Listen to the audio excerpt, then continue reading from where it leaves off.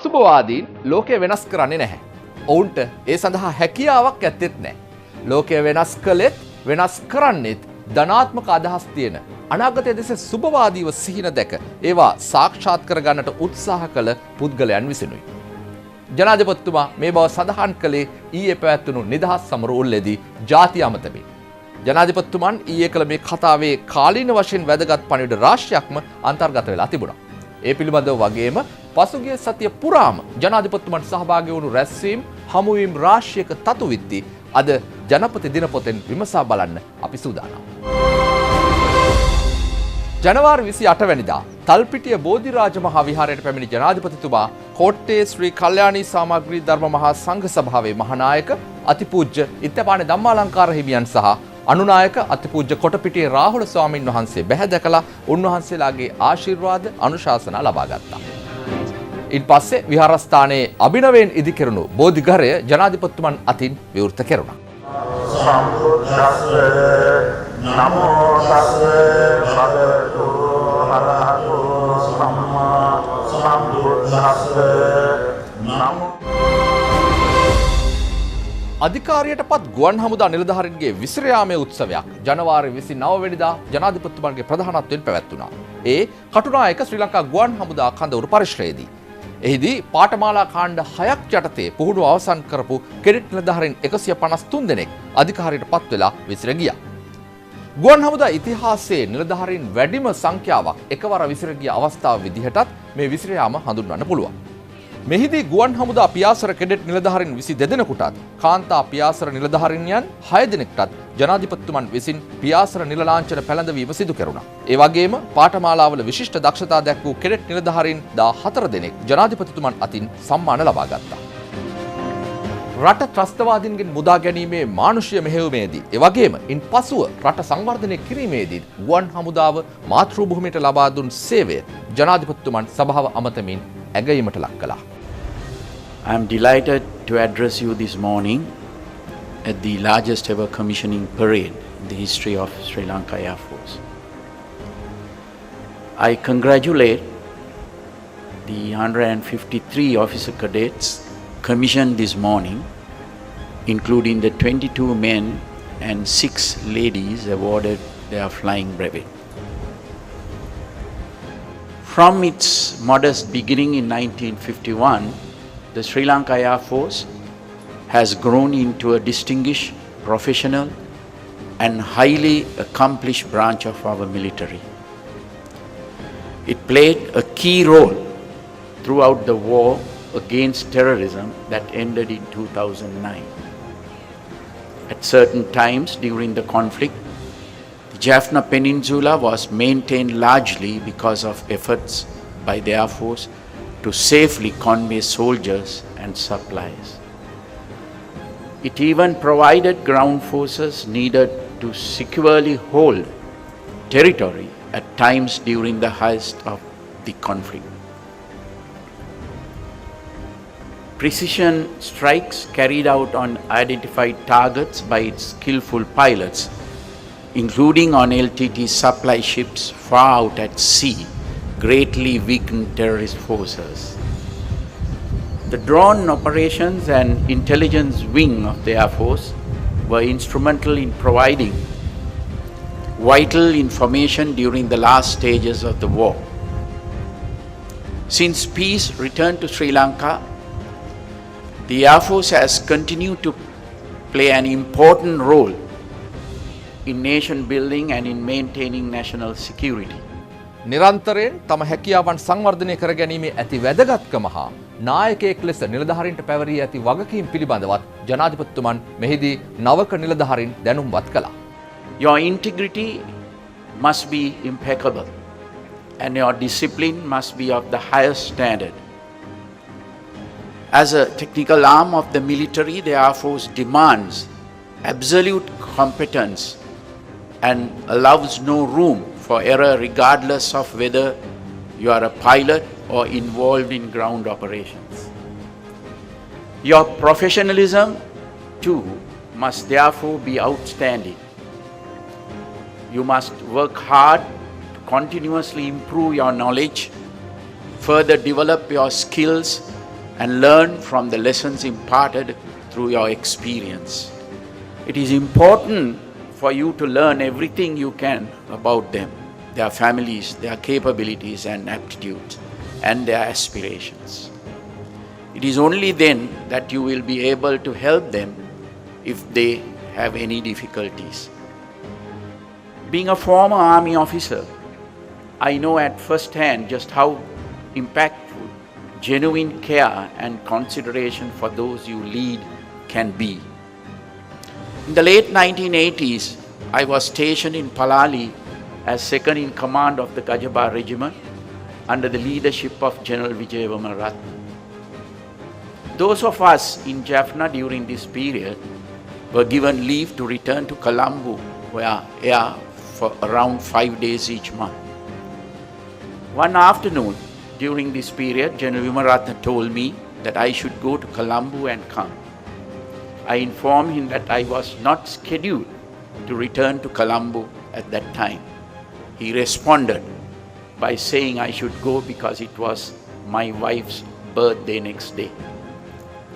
That is how much he knew about his junior officers and how well he looked after us.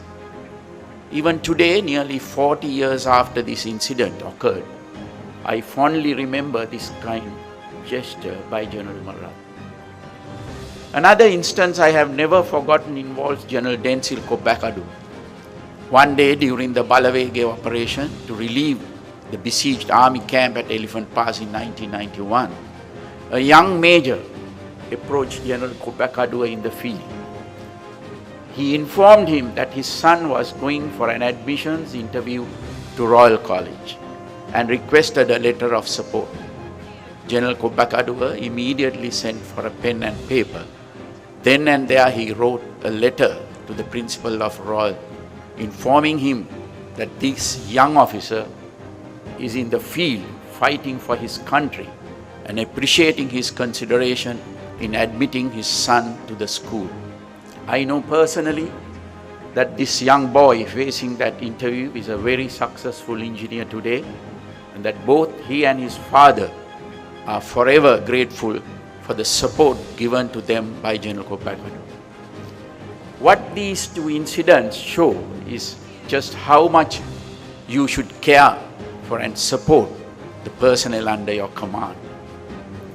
When you are genuinely invested in well-being and success of your subordinates, they will do all that they can for you. That is one of the hallmarks of successful leadership, and it's something that I urge all of you to cultivate. ශ්‍රී ලංකාවට අලුතෙන් පත්වුණු තානාපතිවරුන් 7 දෙනෙක් සහ මහ කොමසාරිස්වරුන් 2 දෙනෙක් පෙබරවාරි 1 වෙනිදා ජනාධිපතිතුමන් වෙත සිය අක්තපත්‍ර බහර දුන්නා. ඒ කොළඹ කොටුව ජනාධිපති මන්දිරයේදී. ඩෙන්මාර්කය, එස්ටෝනියාව, පාකිස්තානය, ගැම්බියාව, කසක්ස්තානය, පිලිපීනය යන රටවල් වලින් වගේම ඔස්ට්‍රියාව, අයිස්ලන්තය සහ ඊශ්‍රායලය නියෝජනය කරමින් නව තානාපතිවරුන් සහ මහ කොමසාරිස්වරුන් මෙහිදී සිය අක්තපත්‍ර බාර දුන්නා. ලංකා විදුලි බල මණ්ඩලයේ තම්බපවණී සුළං විදුලි බලාගාරය පෙබරවාරි 2 වෙනිදා ජනාධිපතිතුමන්ගේ නිරීක්ෂණයට ලක් වුණා. 2021 අවුරුද්දේදී විවෘත කෙරුණු තම්බපවණී සුළං බලාගාරය පිහිටවා තිබෙන්නේ මන්නාරමේ නඩුක්කුඩා කියන ප්‍රදේශයේ. මේ බලාගාරයේ මීටර 90ක් උස ටර්බයින් සහිත කුළුණු 30ක් පිහිටවලා තියෙනවා. ජාතික විදුලි බල පද්ධතියට මෙගාවොට් 103ක ධාරිතාවක් තම්බපවණී බලාගාරය ලබා දෙනවා. ඒ නිසා විදුලිය නිපදවන්න අවශ්‍ය ඉන්ධන හා ගල් අඟුරු ගේන්න පිටරටට ඇදී ගිය කෝටි ගණනක මුදලක් දැන් අපේ රටේම ඉතිරි කරගන්න පුළුවන් වෙලා තියෙනවා. මේ බලාගාරය අපේ රටේ විදුලි බල නිෂ්පාදනයේ නව දිශානතියක් කරා යොමු වන අවස්ථාවක් විදිහටත් හඳුන්වන්න පුළුවන්. අද වන විට සාර්ථකව ක්‍රියාත්මක වන මේ තම්බපවණී බලාගාරයේ ධාරිතාව මේ වසරේදී තවත් මෙගාවොට් 50කින් ඉහළ නංවන්න රජය කටයුතු කරමින් යනවා. ඒ වැඩපිළිවෙලේ ප්‍රගතිය පිළිබඳව ජනාධිපතිතුමන් මේ නිරීක්ෂණ චාරිකාවේදී සොයා බැලුවා. ඒ වගේම නව සුළං විදුලි බලාගාර ඉදිකළ හැකි ස්ථාන පිළිබඳවත් වාර්තාවක් කඩිනමින් සකස් කරන ලෙසත් ජනාධිපතිතුමන් මෙහිදී නිලධාරීන්ට උපදෙස් දුන්නා. අද අපි මුහුණ දෙන බලශක්ති ගැටලු වලට මූලිකම හේතුවක් තමයි විදුලිය උත්පාදනයේදී ආනයනය කරන පොසිල ඉන්ධන මත අධික ලෙස යැපෙන්නට සිදුවීම. මේ තත්ත්වයෙන් මිදීම සඳහා වඩාත් තිරසර විසඳුම් සුළං සූර්ය ජල විදුලිය වගේ පුනර්ජනනීය බලශක්ති ප්‍රභවයන් වෙත යොමු වීම බව රජය විශ්වාස කරනවා. මේ ආකාරයෙන් පුනර්ජනනීය බලශක්ති ප්‍රභවයන් වෙත යොමු වීම හරහා අපේ රටට ආර්ථිකමය වශයෙන් වගේම පාරිසරික වශයෙන් උත් විශාල වාසි රැසක් හිමි වෙනවා. ඒ නිසා තමයි වසර 2030 වන විට රටේ බලශක්ති අවශ්‍යතාවයෙන් 70%ක් පුනර්ජනනීය බලශක්ති ප්‍රභවයන් හරහා උත්පාදනය කිරීමේ ඉලක්කයට ළඟා වෙන්න ජනාධිපතිතුමන් ප්‍රමුඛ රජය කටයුතු කරමින් ඉන්නේ. ඒ යටතේ ගමට බලාගාරයක් වැඩසටහන ඇතුළු වැඩසටහන් රාශියක් ක්‍රියාත්මක වෙනවා. මේ ගමට බලාගාරයක් වැඩසටහන හරහා කිලෝවොට් 100ක ධාරිතාවක් සහිත ග්‍රාමීය මට්ටමේ කුඩා සූර්ය බලාගාර ඉදිකිරීම සිද්ධ වෙනවා. මේ විදිහට අනාගත විදුලි බල අවශ්‍යතාවයන් සපුරාලන්න ව්‍යාපෘති රාශියක් රජය ක්‍රියාත්මක කරනවා. එහි ප්‍රතිඵලයක් විදිහට පහුගිය වසර දෙක තුල සුළං හා සූර්ය බලය යොදාගෙන සැලකිය යුතු පුනර්ජනනීය බලශක්ති ධාරිතාවක් දේශීය විදුලි බල පද්ධතියට එකතු කිරීමට හැකි වුණු බවත් ඔබට මතක් කරන්න කැමතියි. වාර්ෂිකව අපේ රටේ ආනයනයේ වියදමින් 20%ක් පමණ වෙන්වන්නේ තෙල් ආනයනය සඳහායි. සමස්ත අපනයන ආදායම මසකට ඩොලර් මිලියන 1000කටත් වඩා අඩු ප්‍රමාණයක් වන විට තෙල් සඳහා පමණක් මාසයකට ඩොලර් මිලියන 350කට ආසන්න ප්‍රමාණයක වියදමක් දැරීමට අපට සිදු වෙනවා. ශ්‍රී ලංකාවේ කර්මාන්ත මුහුණ දෙනු ලබන ප්‍රධාන ගැටලුව වී තිබෙන්නේ අධික බලශක්ති පිරිවැයයි. අපේ රටට තෙල් හෝ ගල් අඟුරු යන ඉන්ධන සම්පත් නැහැ. ඒ සියල්ල ආනයනය කළ යුතුයි. නමුත් අපිට ගංගා ඇලදොල තිබෙනවා. රට වටේ මුහුද තිබෙනවා. ඕනෑ තරම සුළඟ තිබෙනවා. වසර පුරාම හිරු එළිය තිබෙනවා. මේ නිසා තමයි අපේ සෞභාග්‍ය දැක්ම ප්‍රතිපත්ති ප්‍රකාශනය යටතේ පුනර්ජනනීය බලශක්ති ප්‍රභවයන්ට ප්‍රමුඛතාවය ලබා දෙනු ලැබුවේ. වසර 2030 වන විට මෙරට බලශක්ති අවශ්‍යතාවයෙන් 70%ක් පුනර්ජනනීය බලශක්ති ප්‍රභවයන් හරහා උත්පාදනය කිරීමේ ඉලක්කයට අප එකඟ වී තිබෙනවා. පළාත් 6ක ගොවිජන සේවා මධ්‍යස්ථාන 47කට අවශ්‍ය නවීන කෘෂි යන්ත්‍ර උපකරණ බෙදා දීම පෙබරවාරි 3 වෙනිදා ජනාධිපතිතුමන්ගේ ප්‍රධානත්වයෙන් සිදු වුණා. The Climate Smart Irrigated Agriculture Project දේශගුණික සුහුරු වාරි කෘෂි ව්‍යාපෘතිය යටතේ තමයි මේ රුපියල් මිලියන 250ක වටිනාකමින් යුත් උපකරණ බෙදා දුන්නේ. හරිත කෘෂිකර්මාන්තයක් වෙනුවෙන් ගොවීන් දිරිමත් කිරීම වගේම ගොවිබිමේ ඵලදායීතාව ඉහළ නැංවීමේ අරමුණින් තමයි මේ දේශගුණික සුහුරු වාරි කෘෂි ව්‍යාපෘතිය රජය ක්‍රියාත්මක කරන්නේ. පෙබරවාරි 3 වෙනිදා පොහොර කාර්යසාධක බලකාය ජනාධිපතිතුමන්ගේ ප්‍රධානත්වයෙන් රැස් වුණා. ඒ ජනාධිපති කාර්යාලයේදී කාබනික පොහොර ප්‍රමිතියට අනුකූලව නිෂ්පාදනය සඳහා දිරිගැන්වීම, නිසි වේලාවට ගොවීන්ට පොහොර නොමිලේ ලබා දීම, හරිත කෘෂිකර්මය සඳහා යෝග්‍ය ගුණාත්මක බීජ හා පැළ ප්‍රවර්ධනය ඇතුළු අරමුණු රාශියක් වෙනුවෙන් තමයි මේ කාර්යසාධක බලකාය ක්‍රියාත්මක වෙන්නේ. මේ බ්‍රහස්පතින්දා පැවැත්වුණු හමුවේදී යල කන්නයට අවශ්‍ය පොහොර නියමිත කාලයේදීම ගොවි ජනතාවට ලබා දීමට කටයුතු කරන ලෙස ජනාධිපතිතුමන් නිලධාරීන්ට උපදෙස් දුන්නා. අපි දැන් මුලින්ම ළඟ කන්නේට පන්දිය දෙක අරදික අඩුපාඩු ටික හරියට ගන්න ඕන. මුලින්ම දිස්ත්‍රික්ක කමිටුව ගොඩනගන එක ඒක කරන්නට ඕන. හැම කෙනාගේම ප්‍රශ්නේ මොකක්ද කරන්න ඕන කියන එක දන්නේ නැහැ. කොවිඩ් මහත්තුන්ගේ වැඩිදෙනෙක් කියන්නේ අපිට පොහොර දෙන්න. හැබැයි ඒක දැනුවත් කරන්න කොහොමද කරන්නේ කියලා. ඉතින් දැක්කද යූරියා එක කාටවත් ගොවියන්ට දැනුවත් කරන්න ඕනේ නැහැ. යූරියා එක උඩිපා කියලා ඔය යූරියා ගහුවා ඉච්චා. මුත් මේකේම නෙමෙයිනේ. මේකේ ගන්න පොර කියලා කියනවා, දියල පොර කියලා කියනවා, මේ ශුද්ධ ජීවීන් ඉන්නවා, සමහර අය ඒකත් සමහර අය ක්‍රමික විදිය එකක්, දෙවනි කෙනාගේ ක්‍රම වේදය දෙකක්, තව මාළු වලින් හදන කෙනාගේ ක්‍රම වේදය තව එකක්, එක එක්කෙනාගේ ක්‍රම වේද වෙනස්. එතකොට මේ ක්‍රම වේදය දන්නේ හදන කෙනා විතරයිනේ. ඒකට හදන කෙනා ඒ විශාල දායකත්වයක් තියෙන්න ඕන මේ ගොවි මහත්තුරු දැනුවත් කිරීම සහ කුපනිසලව දැනුවත් කරන්න.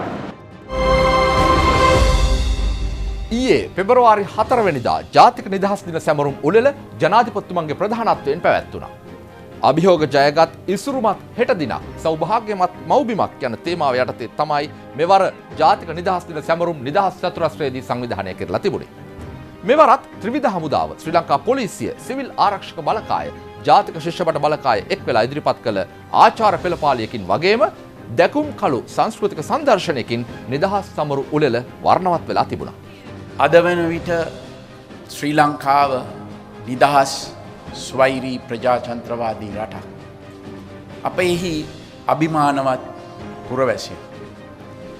ඉතිහාසය පුරා විවිධ අභියෝගයන්ට මුහුණ දෙමින් අපේ රටට පූර්ණ නිදහස ලබා ගැනීමට සහ ලබාගත් නිදහස තහවුරු කිරීමට අප වුණු සියලු දේශප්‍රේමීන්ට මගේ ගෞරවය මේ අවස්ථාවේ පුද කරනවා.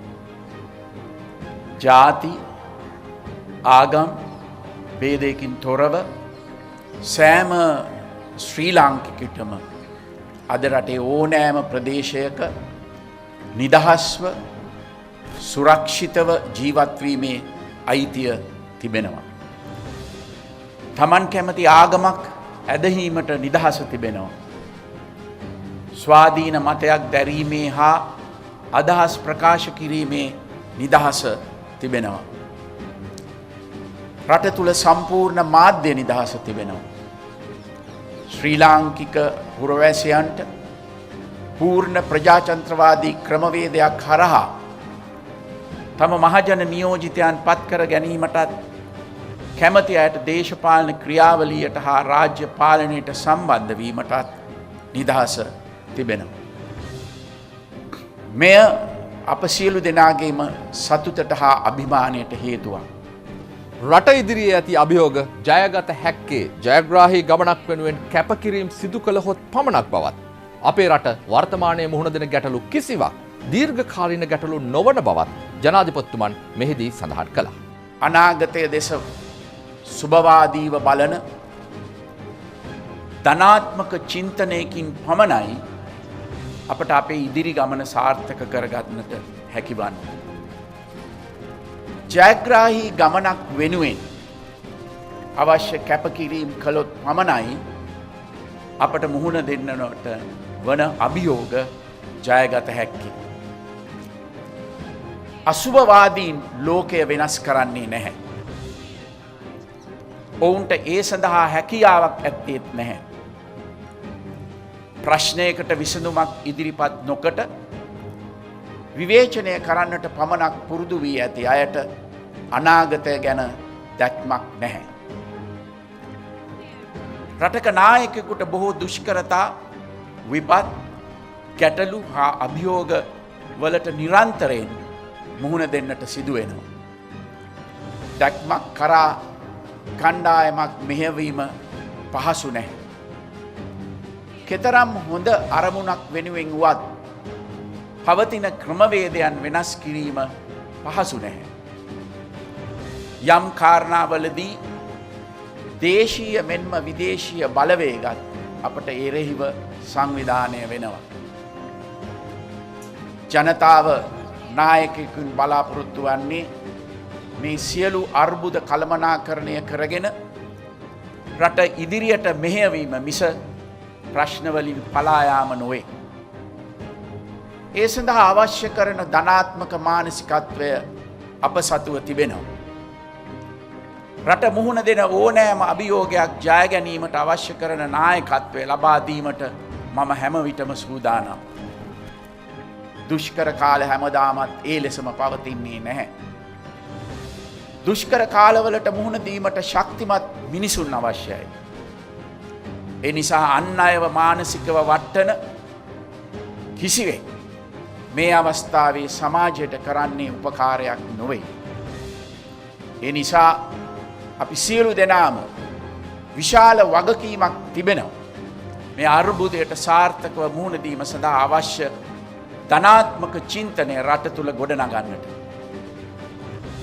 මෑත කාලීන ඉතිහාසයේ අපි බරපතල ගැටලුවලට මුහුණ දී ඒවාට විසඳුම් සොයාගෙන තිබෙනවා. ත්‍රස්තවාදය කිසිවිටක යුද්ධයකින් පරාජය කළ නොහැකිය කියා එදා සර්ව අසුභවාදීන් දිගින් දිගටම කියද්දී ජෙනරාල් ඩෙන්සිල් කොබ්බකඩුව ජෙනරාල් විජය විමලරත්න වැනි අභීත හමුදා නායකයන් ත්‍රස්තවාදය පරාජය කළ හැකි යන ධනාත්මක චින්තනය ඔවුන් යටතේ සටන් කළ හමුදා නිලධාරීන්ට කාවැද්දුවා.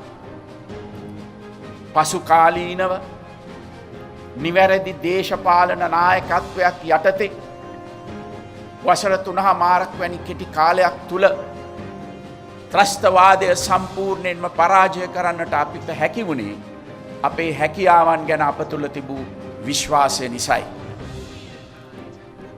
ජනතාව මුහුණ දී සිටින ආර්ථික ගැටලු වලට කෙටි කාලීන වගේම දීර්ඝ කාලීන විසඳුම් ලබා දීම සඳහා රජය ගෙන යන වැඩපිළිවෙල පිළිබඳවත් ජනාධිපතිතුමන් මෙහිදී පෙන්වා දුන්නා.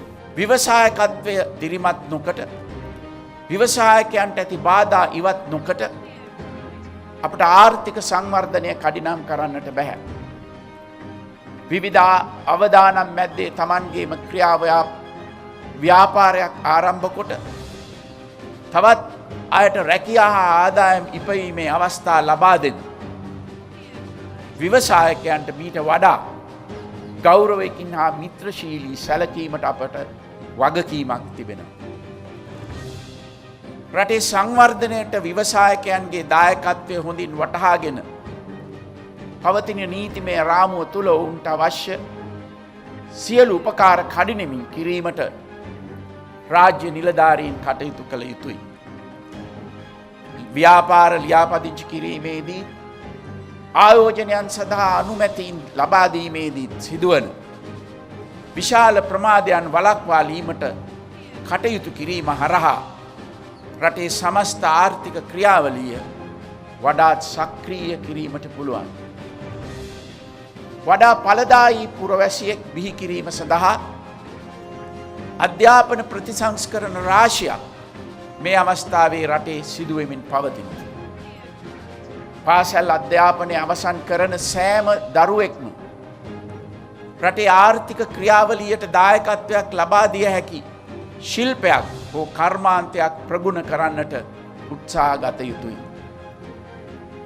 Taman තෝරාගත් ක්ෂේත්‍රය තුල තම දැනුම වැඩි කිරීමට මෙන්ම හැකිනම් වෘත්තීය සුදුසුකම් ලබා ගැනීමට උත්සාහ කළ යුතුයි. ඒ හරහා රටේ ආර්ථික ක්‍රියාවලියට ඍජුවම දායක වීමට ඔබට අවස්ථාවක් ලැබෙනවා. විදේශගත ශ්‍රී ලාංකිකයන් අපේ රටේ ආර්ථිකයට ලබා දෙන දායකත්වය අගය කළ ජනාධිපතිතුමන් ඔවුන්ට සුවිශේෂී ආරාධනාවකුත් සිදු කළා. රටට විදේශ විනිමය සපයන විදේශගත ශ්‍රී ලාංකිකයන් අපට විශාල සම්පතක්. පසුගිය කාලේ ඔවුන් රට වෙනුවෙන් පෙරට පැමිණ විශාල කැපකිරීම් කරමින් අපට සහයෝගය දුන් ආකාරය අපට අමතක වී නැහැ. ඔවුන් නිරන්තරයෙන් අපේ ආර්ථිකයට ලබා දෙන ශක්තිය අපි ඉතාමත් අගය කොට සලකනවා. මම ආරාධනය කරනවා සියලුම විදේශගත ශ්‍රී ලාංකිකයන්ට තම උපන් බිමේ ආයෝජනය කරන ලෙස. එමගින් රටේ අනාගතය ගොඩනැගීමට තවදුරටත් සක්‍රීයව දායක වන්නට ඔබට අවස්ථාව ලැබෙනවා. අප හමුවේ ඇති අභියෝග ජයගෙන අපේ අනාගත ඉලක්ක සාර්ථකව ඉටු කර ගැනීමට නම් අප සියලු දෙනාටම වෙනස් වන්නට සිදු වෙනවා. අප සියලු දෙනාට මේ සඳහා යම් කැපකිරීම කරන්නට සිදු වෙනවා. ඒ සඳහා අවශ්‍ය කරන ආදර්ශ දෙන්නට රටේ ජනාධිපතිවරයා ලෙස මම සූදානම්. දැනටමත් මා එය හැකි උපරිම මට්ටමින් ඉටු කරනවා. මා ඉල්ලා සිටිනවා සියලු මැති ඇමතිවරුන් අනෙකුත් දේශපාලඥයින්ගෙන් රටට ආදර්ශයක් වන ආකාරයට හැම විටම කටයුතු කරන්නට කියලා. ඔබ ජනතාවට ඒ ආදර්ශය සපයනවා නම් රටේ බහුතරයක් ජනතාව ඔබව අනුගමනය කරා. අභිමානවත් දේශයක් ගොඩනගන්න සියලු බේද අමතක කරලා අත්වැල් බැඳ ගනිමු කියන ආරාධනාවත් සමගින් අද ජනපති දිනපොතෙන් සමුගන්නවා. සතියක විරාමයකින් පසුව නැවතත් හමු වෙමි බලාපොරොත්තු.